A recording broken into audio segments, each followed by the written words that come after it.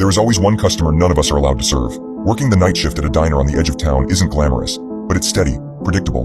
You get your regulars, truck drivers pulling in for a quick bite, night owls stopping by for a coffee, and the occasional insomniac wandering in just to have a place to sit.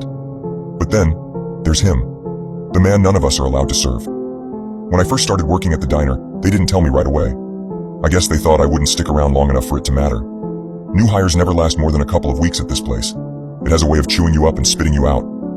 So when Mike, the manager, sat me down at the end of my first month and told me about the customer, I thought it was a joke. He was dead serious. "There's a man," Mike said, leaning in close over the counter. His eyes flickered toward the door, as if expecting the guy to walk in at any moment. "If you see him, don't engage. Don't take his order. Don't even talk to him. Just walk away." "Who is he?" I asked, confused. "What's the deal?" Mike shook his head. "Doesn't matter who he is. What matters is that you do exactly what I say. It's not just for you, it's for everyone in here."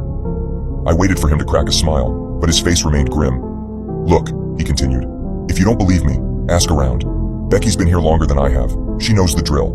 But trust me, you'll know him when you see him. Just don't do anything stupid." I didn't know what to make of it. A man we weren't allowed to serve? What kind of small-town nonsense was this? But Mike was serious, and so was Becky when I asked her later. She'd been working the diner for over 7 years and didn't like to talk about the customer. Every time I brought it up, she'd get this look in her eyes, like she was remembering something she'd rather forget. "He's not like other people," she finally told me. "If you're lucky, you'll never have to deal with him." Weeks went by, and I tried to put it out of my mind. The night shift has a way of making you lose track of time.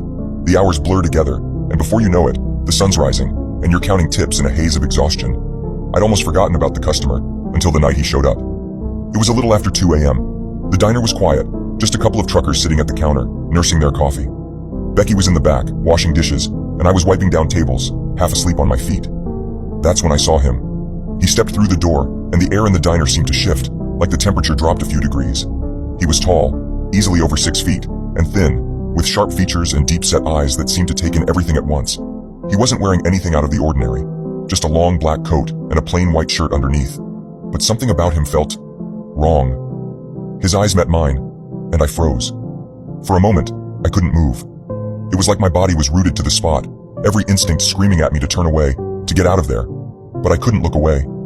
His gaze locked onto mine, and for the first time since I started working there, I understood what Mike and Becky had been trying to tell me. I didn't need to ask if this was the customer. I knew. He walked slowly, deliberately, and sat at the booth in the far corner. The one by the window, where the light flickered overhead. The diner fell completely silent.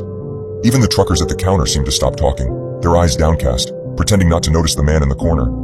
I could feel him watching me. "Don't," a voice whispered from behind me. It was Becky. She had come out from the kitchen and was standing just behind me, her hand gripping my arm tightly. "Just walk away." I wanted to. God, I wanted to. But I felt compelled to go to him, to ask if he needed anything, even though every fiber of my being was telling me to do the opposite. "Walk away," Becky hissed again, her voice more urgent this time. It was like snapping out of a trance.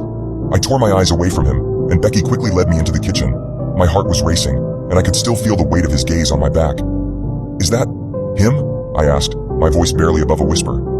Becky nodded, her face pale. "He comes in once every few months. We don't know why and we don't ask, but we never serve him." I frowned. "What happens if you do?" Becky's eyes darkened. "Don't ask questions you don't want the answers to." I spent the rest of my shift avoiding the man in the corner. Every time I glanced over, he was just sitting there, staring out the window.